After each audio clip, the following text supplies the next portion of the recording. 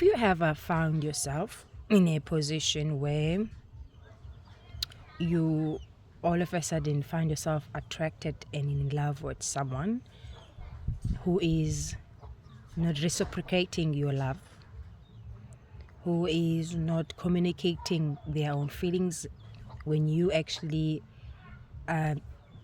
share your own sentiments towards them, who are emotionally unavailable, this is what I'm hearing to do next as a way of handling the situation on the most clear way. One is to realize that this is life and there are things that you are in control of and there are things that you are not in control of. Like, for example, now you find yourself having this. You didn't just go and create the feeling. You didn't just tell your heart to pick this particular being to fall in love with. This is a way. But it happened. Now what? So you need to find a way that is coming from a very sound mind so that you can get solutions that are both healing the energies in both sideways. So what do you mean about both sideways? That you are not creating something that in the end is going to come back to you. You are not creating something that is going to go and hurt someone. Okay, so your focus is to be in a neutral state of being by acknowledging what you are feeling, accepting what you are feeling, and embracing what you are currently feeling. That is point number one. Okay, point number two, when you feel these emotions and feelings, it is very important that you become aware of the triggers, the need, the edges that comes with these feelings. What does the feelings or the emotions, that the attraction that you feel makes you think, makes you feel within yourself? So if you are feeling like you are yearning and you begin to fantasize to be with this person, or do you feel more like ashamed of yourself? You feel like you want to hide, you feel more need to have control over this. All we are being asked is to become aware. What is this attraction provoke in you? What sort of triggers? Is it excitement? Is it shame? Is it you wanting to be excited and wanting to fantasize and wanting to dream and connect with this person, can't wait to do that, and that drives you to maybe to act in a certain way, or write to this person, or express yourself with this person? Or is it that feeling, that of being regretful, feeling what you feel, wanting to shame what you're feeling because you do not understanding? Does it create a sense of inner conflict within you, questioning why do you have to feel these emotions, at war with yourself, wanting to suppress them, wanting to dismiss them, wanting to deny, to find the reasons of why you are not supposed to feel this emotion? Okay, be aware. Now the third part, once you become aware of this both, because there's a huge possibility that you're going to experience both sides. You're going to experience the hot and the cold. You're going to experience the need to be connected to this person. Okay? The need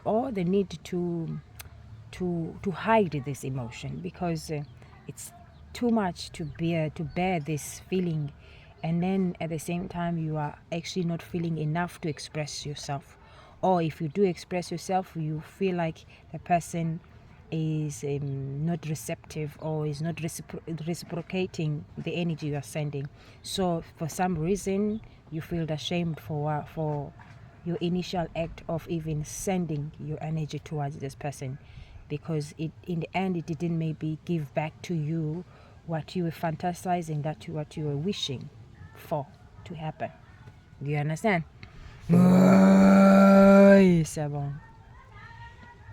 Or you continue to want to press down onto hiding, but at the same time, when you are hiding, you feel more bonded to this energy of having to suppress your own emotions, to hide what you are feeling, and there's also a lot of shame around it. There's like you feel a lot of shame that it's wrong.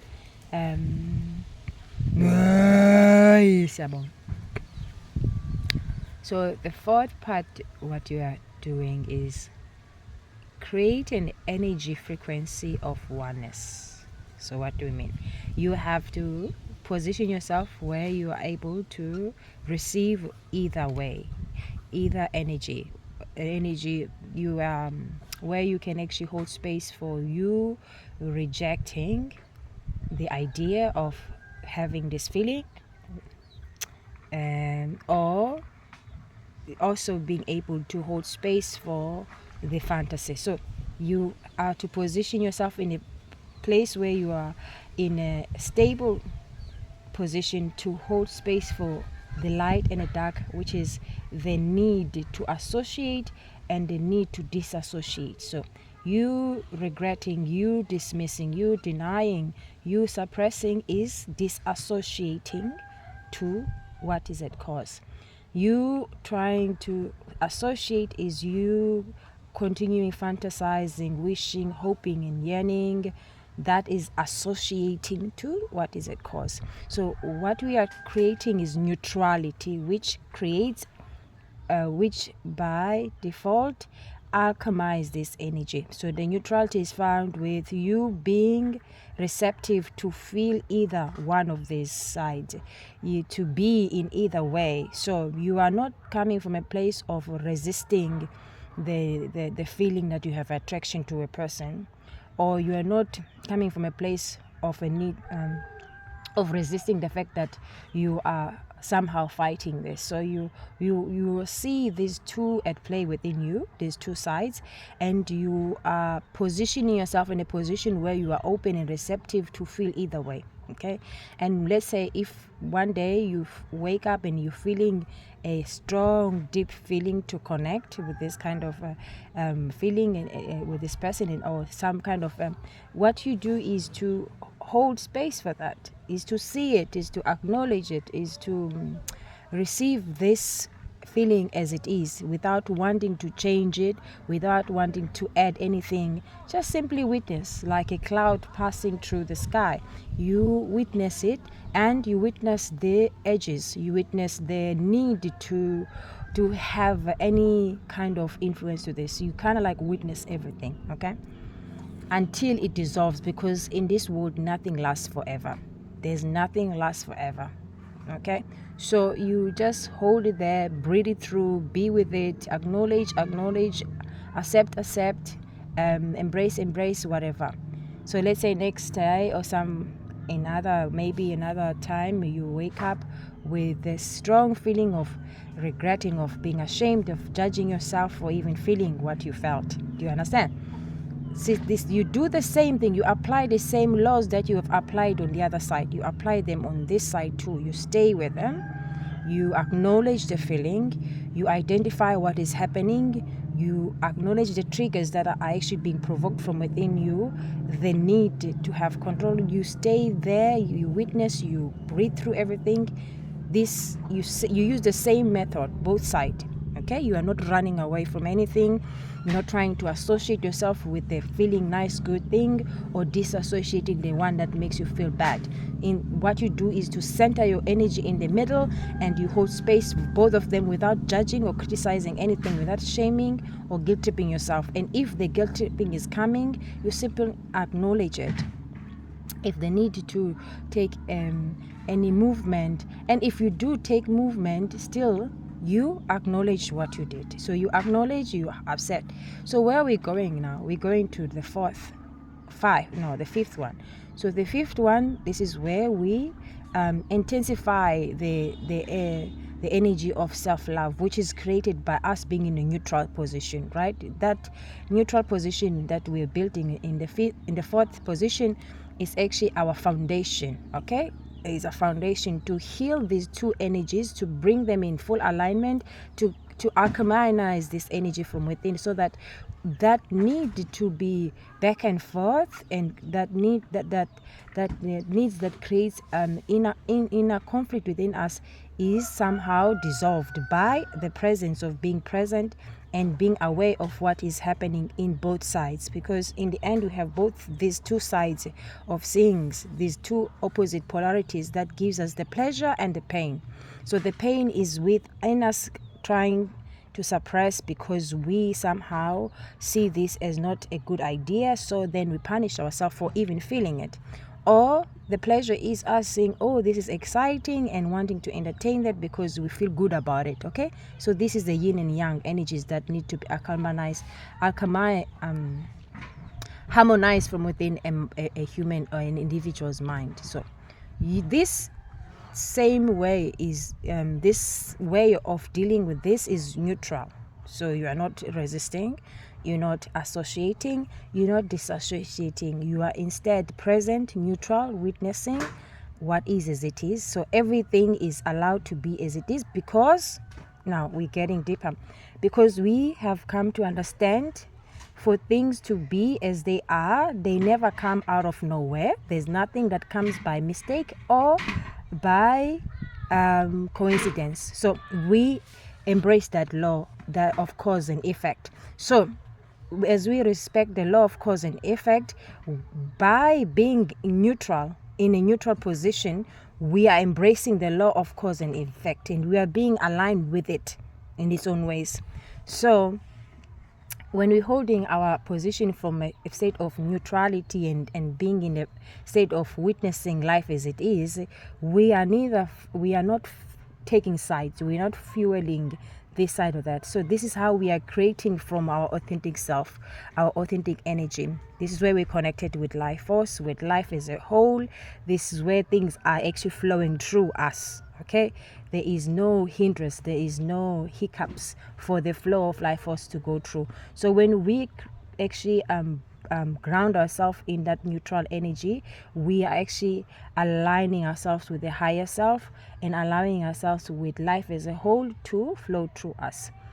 So as you continue to practice this and you do that, the need to act in any way is going to dissolve. By law, it's supposed to. There is no other way, because by law you have aligned yourself with all the energies without dismissing, without taking side, without attaching yourself, without being judgmental, without criticizing, without preferring, without having sense of biasness, without wanting things to go in your own way. So basically we're saying you are coming from a state of egoless, and when you are coming from a state of egoless, which is selflessness, this is the energy that put you in a position where you attract the higher self, the energy of life to flow through you and create whatever that it needs to create. So basically, in other words, in this way, you are no longer acting to satisfy your own ego. Your ego is found in that duality where you want things to go in a certain way because you benefit something. It's nothing about the other person. It's not about what other people will actually get. It has nothing to do about the world. It's about you and your selfishness, okay? Which is not right or wrong, has nothing to be right or wrong. But now we are just actually painting the picture of how to create the world that you live in. So you have two options. You can create it through the ego, or you can create the world that comes from your higher self, which it requires you to be selfless. Okay, the selflessness comes with you being required to practice that non-duality, non-active state of being, where you are not choosing sides, where you are not choosing any part of or participating in an ego state of mind, where you are just simply present and here witnessing and experiencing life as it is unfolding within you. So basically, that's how you deal with this thing, like a relationship where you find yourself loving someone so much, and then it hurts you instead of coming. It feels like some kind of a spell has bounded you, or even with your weaknesses, like if you are addicted to something and you try by all means and you're trying to push it and you don't know how to get out of it, I don't know how to get rid, or don't know how to heal it. This is the way, because it is in full alignment with what the initiate feeling of having or wanting something. It is not a good or bad, but the way you look at it, that's where it determines whether it's going to be good for you or it's going to be bad. Do you understand? It depends how you choose to see it. Do you understand? That's the position that renders you fulfilled and content with life, or being unhappy with life. Because if you are seeing things, which, I mean, really, there's nothing wrong with seeing things from an egoistic place, but in an egoistic place, that's where we create pain. That's where we create suffering. That's where we create problems. Because we don't have the full capacity to see things from a broader perspective. Broader perspective would be your clarity, your state of seeing things as they are. This is where you say you are connected to life. This is where you have respect and reverence for yourself and for others. Okay? For life as a whole. There's no biasness, preferences. Do you understand? So your acts here are pure. They are coming from your heart. They are not led with your mind, which needs to survive, which needs to get benefits so that it can, but you're acting from a place of purity and openness to life as it is. That's what we're hearing.